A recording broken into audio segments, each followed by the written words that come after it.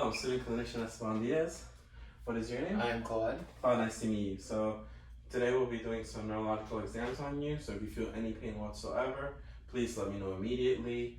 If you have any questions, don't hesitate to ask me. And everything we do here and discuss here will be held in strict confidence. Do I have your permission to begin? Yes. Awesome. So our first test that we're going to be doing is called minor sign. And can I have you go ahead and stand up? Yep. All right, awesome, you can go ahead and sit down. So the positive is patient needs support in moving from seated to standing position, like hand on back or thigh, like you saw with our patient. He had to put his hand on his thighs in order to get up. This indicates sciatica, lumbosacral or sacroiliac joint lesion. So now we're gonna go ahead and do belt test. And belt test, we're gonna have patient standing, looking that way. Okay, and I'm going to stabilize your iliac crest. Go ahead and bend down for me. Touch your toes, perfect. Okay, now I'm going to stabilize my iliac crest against the sacrum. And go ahead and bend forward for me. Okay, perfect. Okay, the positive would be low back pain.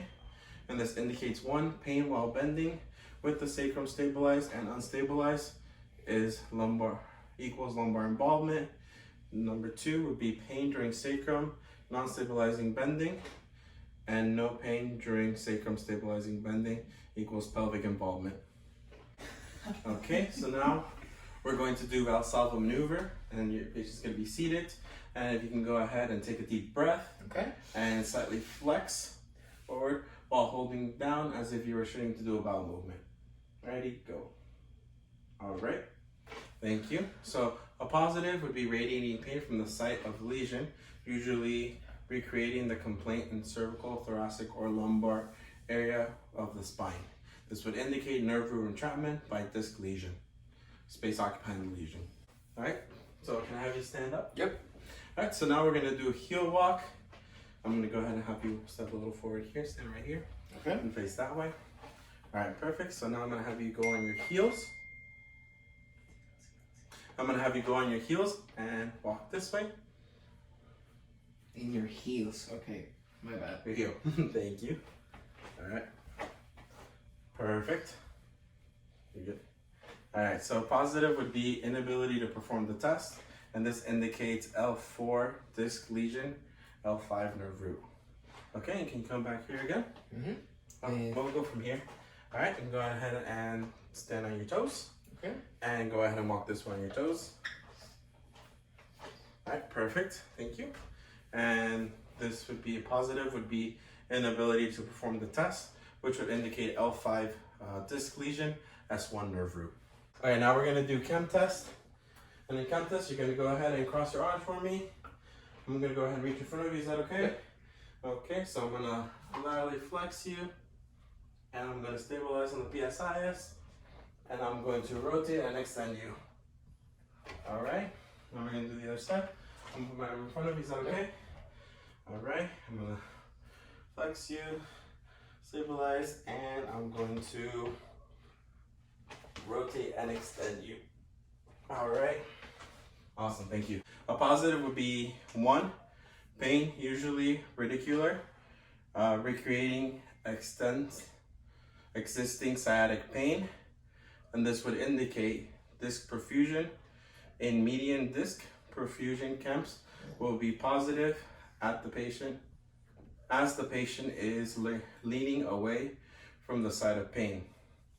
In lateral disc perfusion camp will be positive as the patient is leaning into the site of pain.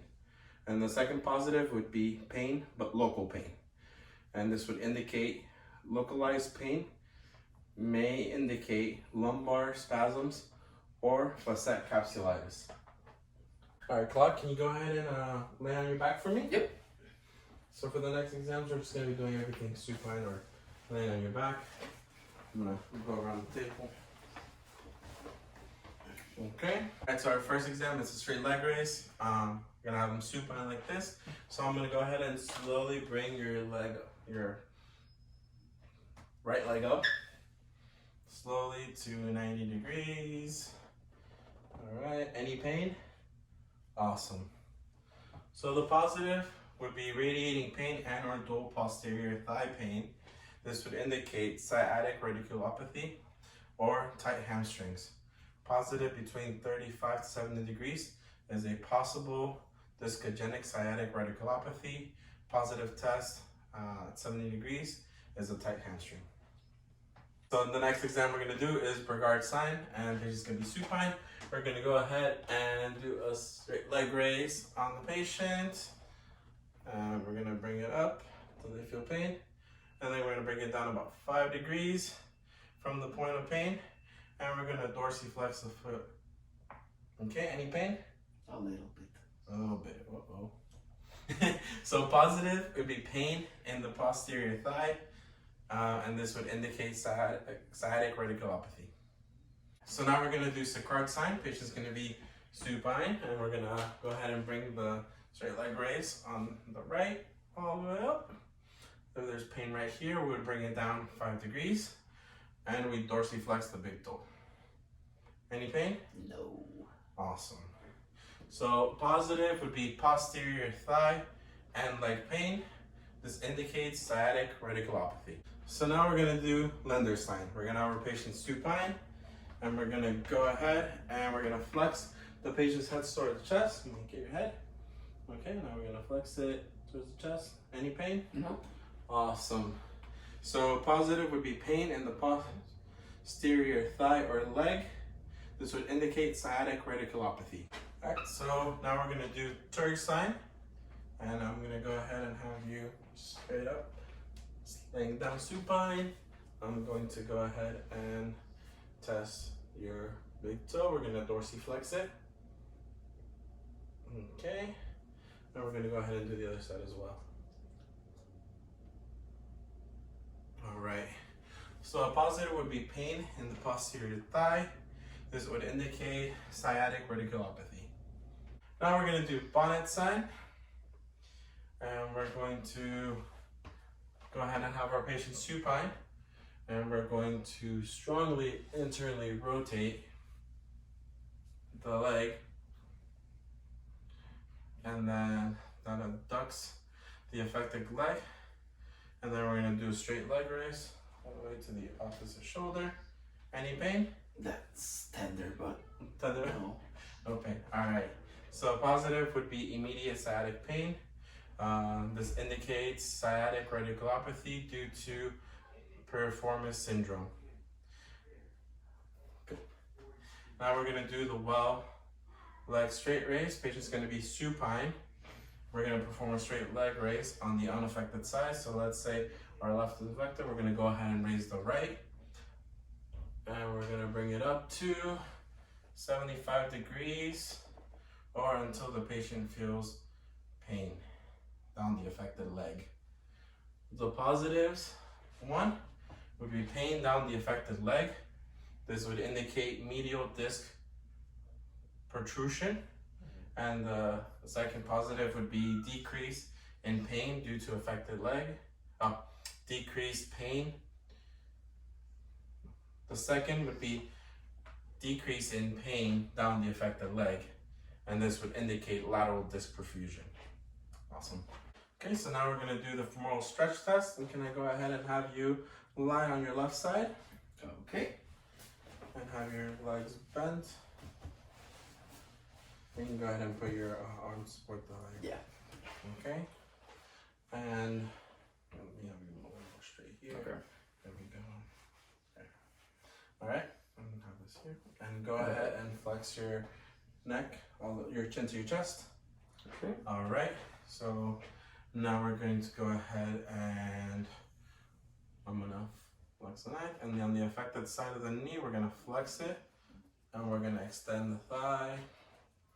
Any pain? Nope. Okay, so a positive would be pain on the anterior portion of the thigh. And this would indicate traction on the femoral nerve, indicating involvement of the second, third, and fourth lumbar nerve root. Okay, so can you go ahead and go on your back now? Yep.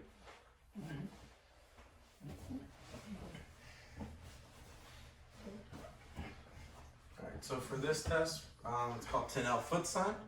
we're going to go ahead and have the patient supine, and we're going to have our reflex hammer, and we're going to be tapping on the posterior to the medial malleolus. So it's going to be right here. All right.